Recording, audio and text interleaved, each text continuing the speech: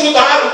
Jesus, sabendo disso, conhecendo esta geração, ele já disse aos seus discípulos, no capítulo 6 e 31 de Mateus, ele diz: não andeis inquietos ou ansiosos, dizendo o que comeremos, o que nos vestiremos.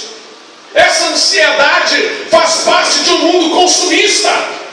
Eu vivi muitos anos nos Estados Unidos, o pastor Ricardo esteve lá conosco alguns dias, e as pessoas lá ficam deprimidas, não é por estar faltando alguma coisa, é pelo medo de não ter crédito para comprar alguma coisa que querem.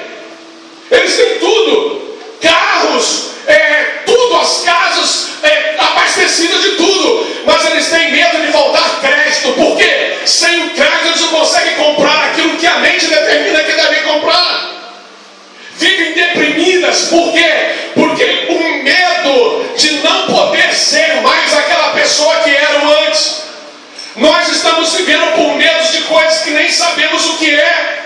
Os valores estão invertidos, as coisas estão mais importantes do que as pessoas. Pessoas são menos importantes do que coisa.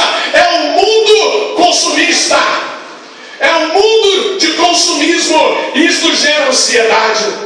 Isto gera uma ansiedade tremenda.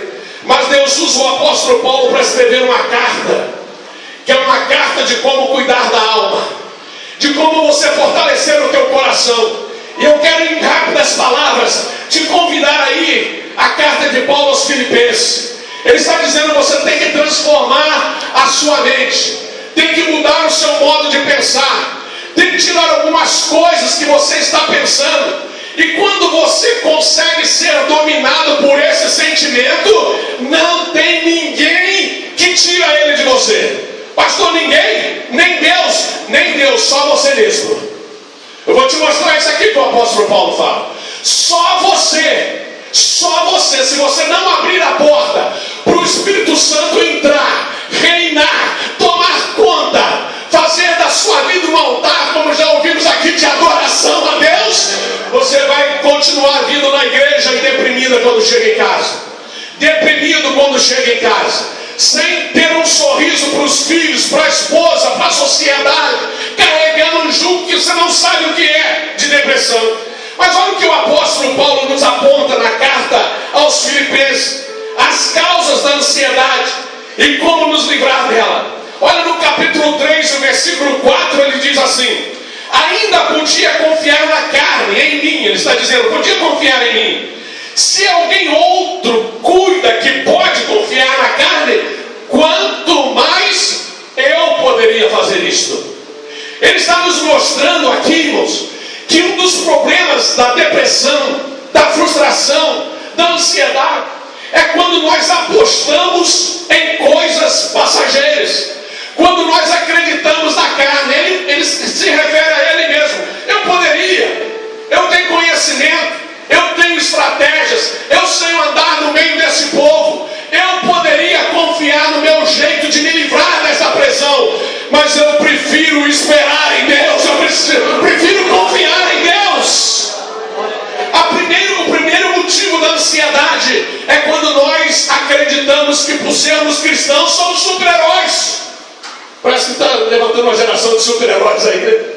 Super-heróis.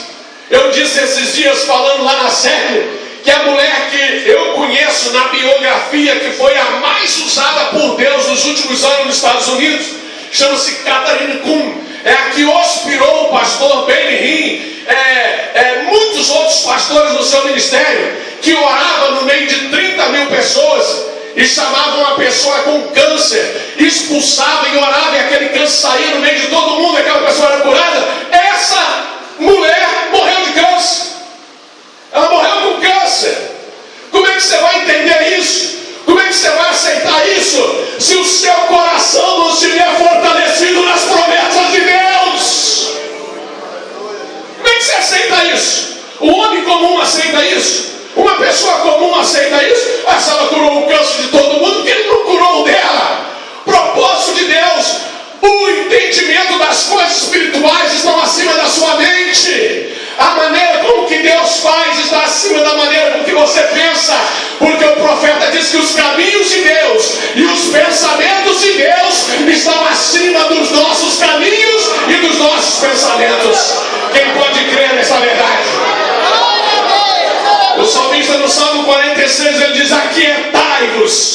o Senhor dizendo: aquietai-vos e sabei que eu sou Deus. Versículo 10.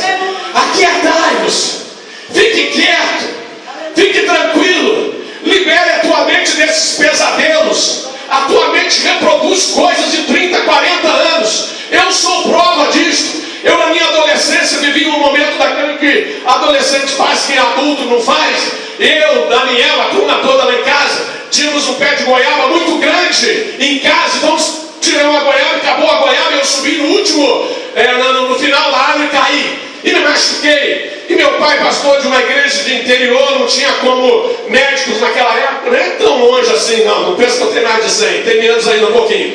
Mas não tinha como fazer os cuidados de casa. Até que chegou um momento que não teve como conter a infecção, porque fez realmente um buraco na minha perna, fiquei pendurado, me levou para o hospital, o médico achou muito ruim do meu pai, de ter feito assim dessa maneira. Mas conclusão, eu fiquei bom, mas fiquei com uma deficiência na perna esquerda. E comecei a andar, e na escola, os pulos que você hoje vê, já existia naquele tempo, era diferente, mas já existia. E de repente, eu me acostumei a andar puxando um pouco a perna. E durante um tempo eu senti dor, mas não percebi quando a dor acabou. E chegou a hora de eu me apresentar no exército. Completei 18 anos e falei: eu vou me apresentar lá só por apresentar, porque soldado não pode ter nenhuma deficiência.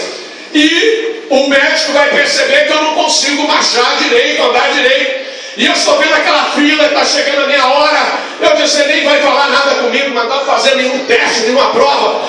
E o meu nome no exército era Fulgêncio, o meu nome do meio. E quando estava me aproximando assim, mais ou menos da distância que está aquele irmão, era a minha vez. E ele bateu forte na mesa e me chamou pelo nome. Ele diz assim: pisa direito. Eu vou pisar direito. Pisa direito, mas com muita ira assim, não. E daqui a pouco eu pisei direito e não senti nada. E ele disse: pisa direito novamente. Eu pisei outra vez, não senti nada. E ele disse: por que você estava andando diferente dos outros?